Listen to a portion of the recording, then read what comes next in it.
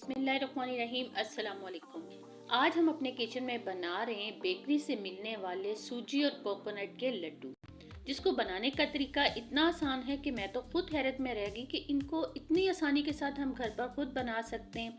थोड़ी बहुत मेहनत ज़रूर है, लेकिन यकीन जानिए बहुत ही ताकतवर, ग़िज़ाइयत से भरपूर।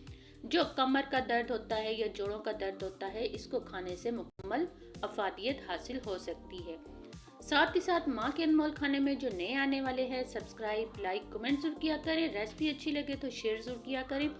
बेल आइकन के बटन को क्लिक करना मत भूला करें। इस तरह से हर नए आने वाली वीडियो का नोटिफिकेशन सबसे पहले आप तक पहुँचेगा।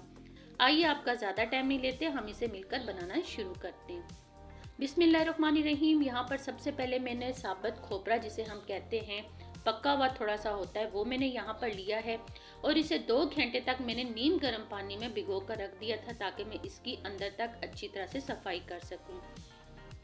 अगर आप नारियल का ये जो बुरादा है घर पर खुद तैयार करेंगे, इससे बहुत अच्छा एक तो जायका भी आएगा और टेस्ट में भी इजाफा होगा। तो इसलिए मैंने थोड़ी सी मेहनत की है और इसको घर पर खुद साफ करके इसका बुरादा निकाल लूँगी। यहाँ आप देख सकते हैं, इनको अच्छी तरह से साफ करने के बाद मैंने खुश कर लिया। खुश करने के बाद इनके छोटे छोटे पीस कटिंग करूँगी। इसी तरह से मैं तमाम खोपरे के पीस को कटिंग कर लूँगी और मिक्सी में 1 गिलास पानी डाल के मैं इसका बुरादा निकाल लूँगी। इससे बहुत आसानी के साथ बन सकता है। अगर आप चाहें तो आप कीमे वाली मशीन का भी इस्तेमाल कर सकते हैं, उसमें भी आसानी के साथ बन जाएगा।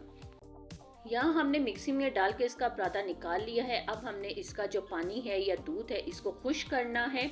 बाजार जैसा ही बुरादा आपका साफ सुथरा होगा। अब यहाँ इसमें पानी है तो मलमल का कपड़ा ले लीजिए, कोई बड़ा स्ट्रेनर ले लीजिए। उसकी मदद से सबसे पहले मैं इसका जो दूध है या इसका जो पानी है उसे मैं खुश करूँगी एक कपड़े की मदद से। आप देख सकते हैं कि मैंने सारा एक ही बार डाल के इसका सारा दूध और पानी निकाल दिया है। एक बड़ी सी प्लेट ले ली है, उसके अंदर तकरीबन 10 से 15 मिनट के लिए इसको फैला दूंगी, धूप में रखूंगी, थोड़ा सा खुश्क हो जाएगी। उसके बाद मैं एक कढ़ाई में इसको पकाऊंगी और पकाने का तरीका क्या है वो सारा प्रोसीजर आपके सामने करूंगी, लेकिन वीडियो को स्किप मत कीजिएगा। एक एक पार्ट गौर से देखिएगा कि सूजी और नारियल के बनने वाले जो लड्डू हैं, बेकरी से मिलने वाले लड्डू, वो घर पर आसानी के साथ किस तरह से रेडी हो जाएंगे। यहाँ पर मैंने 1 पाव गुड़ ले लिया है साबुत ही, उसमें 1 गिलास पानी शामिल करके चूल्हे की फ्लेम को ऑन करके रख दूंगी जब तक कि गुड़ हमारा यहाँ पर मेल्ट नहीं हो जाता। यहाँ अब आप देख सकते हैं कि गुड़ अच्छा खासा मेल्ट हो चुका है, लेकिन इसके मुकम्मल मेल्ट होने तक हम बराबर चूल्हे की फ्लेम को मीडियम टू स्लो रख के इसको पकाते रहेंगे। जैसे ही ये गुड़ की डलियाँ जो हैं वो मेल्ट हो जाएंगी, हम चूल्हे की फ्लेम को ऑफ कर देंगे। यहाँ आप देख सकते हैं कि गुड़ सारा का सारा मेल्ट हो चुका है, थोड़ा बहुत रह गया है, वो गर्म पानी के अंदर आसानी के साथ मेल्ट हो जाएगा। यहाँ पर हमें इतना परफेक्ट इसका गाढ़ापन चाहिए। चूल्हे की फ्लेम को ऑफ कर दिया हमने। एक कढ़ाई ले ली है, उसके अंदर हम 4 से 5 टेबल स्पून कुकिंग ऑयल डालेंगे, इससे ज़्यादा आपने नहीं डालना।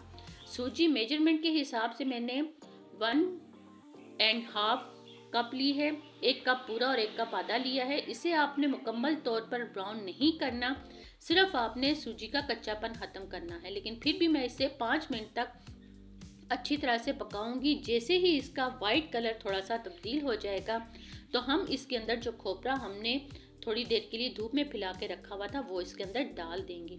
यहाँ देखिए कि हमने सूजी की रंगत को बहुत ज़्यादा ब्राउन नहीं किया, सिर्फ इसका लाइट कलर आने तक हमने इसको 5 मिनट तक अच्छी तरह से पकाया है।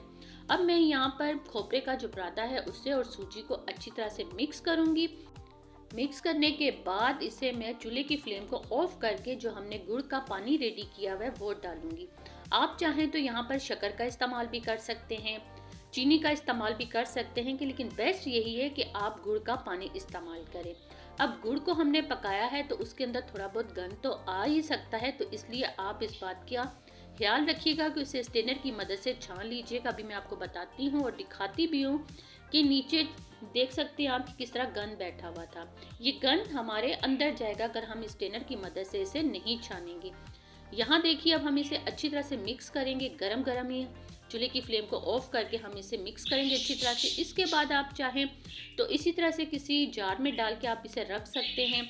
अगर आप चाहें तो मेरी तरह आप इनकी छोटे छोटे बॉल्स बना के भी रख सकते हैं। अब जितना आपके हाथ गरमाइश बर्दाश्त कर सकते हैं उतनी ही जल्दी अगर आप ये लड्डू बनाएंगे तो बहुत जल्द आपके लड्डू बन जाएंगे। अगर नारियल, सूजी और जो हमने इसमें गुड़ का पानी डाला है अगर वो ठंडा हो जाएगा तो आपकी इतनी जल्दी ये लड्डू बनकर रेडी नहीं होंगे।